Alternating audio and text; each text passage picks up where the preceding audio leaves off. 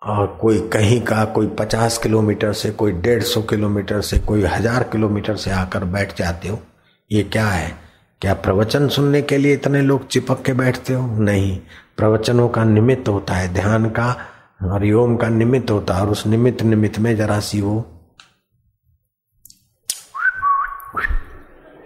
भगवत कृपा रस छिटक दिया जाता है तो सबका हृदय धन्य धन्य हो जाता है।